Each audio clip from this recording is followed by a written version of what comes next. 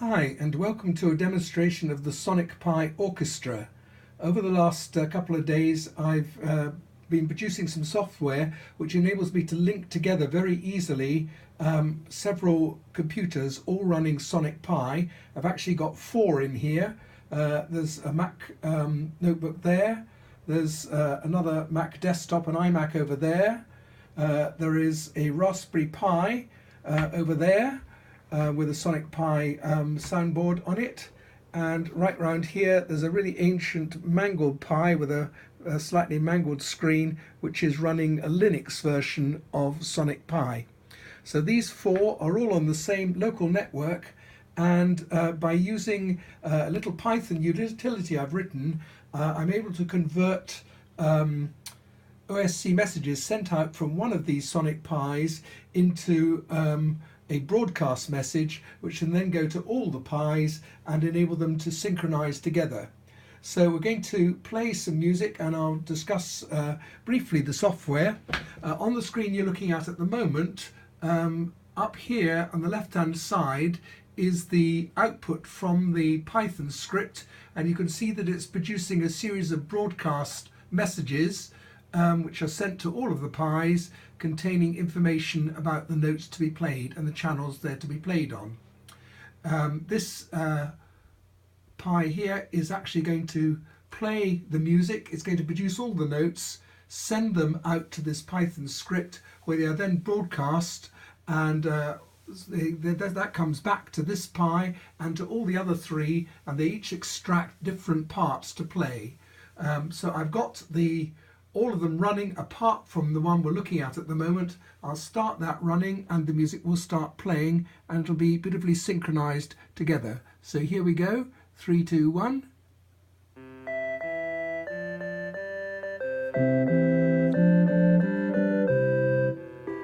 So you can see all the Pis are playing. This one will come up in a minute.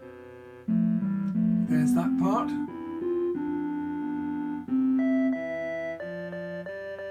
That one. And that one.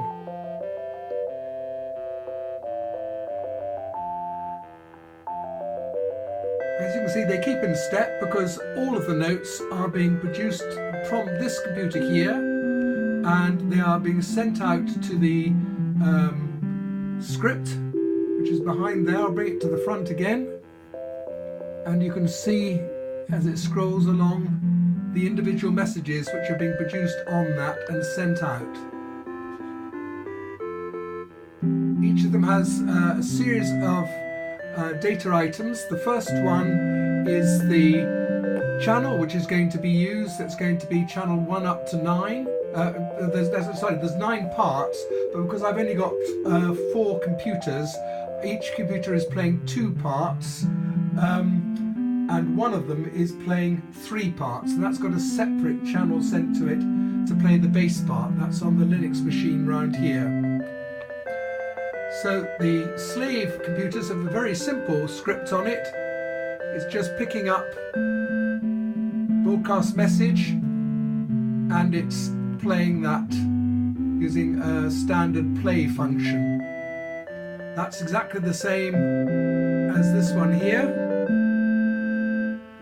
And the one round here, which is actually going to play 3 parts together, has got 2 of those separate routines there, because I wanted to separate out some of the parts. If I just bring that a bit more to the left, you'll be able to see that. This live loop here is playing the bass note, which I've set to play at a slightly lower amplitude than the others, and the remainder of that is playing another part up here.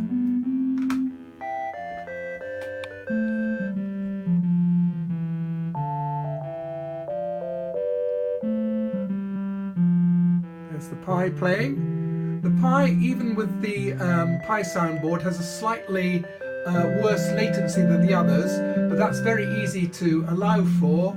All I do is I send the broadcast to that computer fractionally before all the others, about 0.04 of a second I think is the difference, and that way they're always in perfect synchronism with each other. So I've produced several pieces which all use the same mechanism. It's really fairly straightforward to do once you've got the idea of how it works. And I will be writing up this project so that you can try it yourself. You need to have Sonic Pi 3 or better. I've got two machines running 3.2 development version, and I've got two running 3.1, which is the release versions. Actually, the Sonic Pi is running 3.01, which is the released version. But you can see they're keeping in perfect step with each other. And we've actually got tempo changes taking place during this process, and that's included in the information which is sent. It sends information about the synth to use, that's different for the different parts. It sends information about the pan position in which they're to be played. Because I'm playing two parts on each machine, I've got one pan to the left, one pan to the right for each machine. And it also then sends information about the note and the duration of the note. Just listen to the music now until it finishes.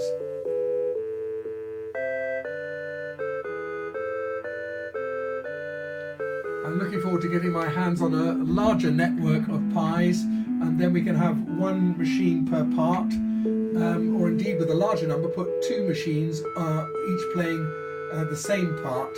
If you had 18 Pis, this would sound rather splendid if you were standing in the middle of it. A room full of Pi tops, possibly.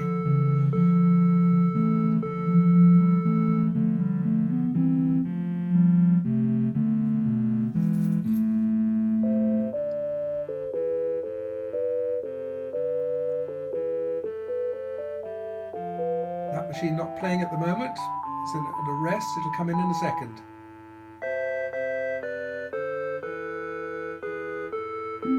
There it goes.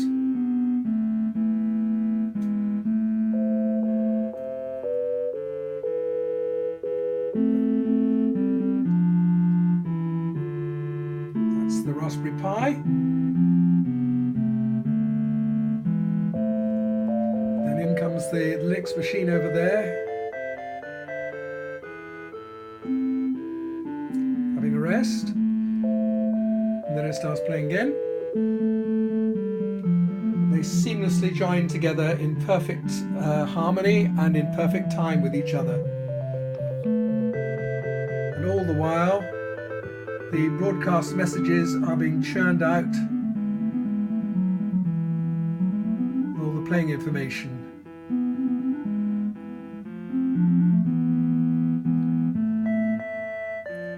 There's a tempo change as we come back to the main theme tune at towards the end of this.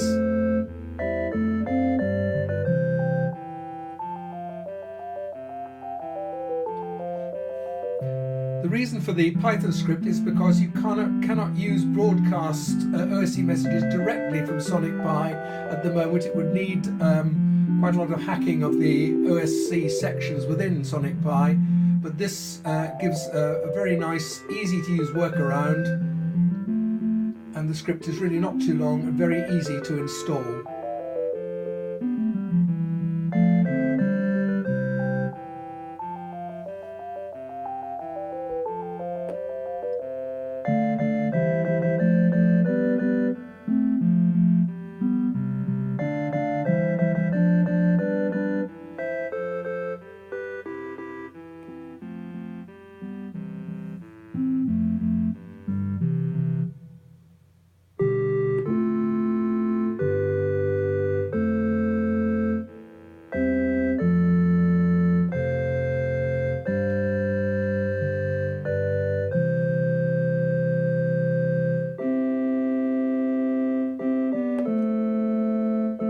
This tempo change there gets much slower.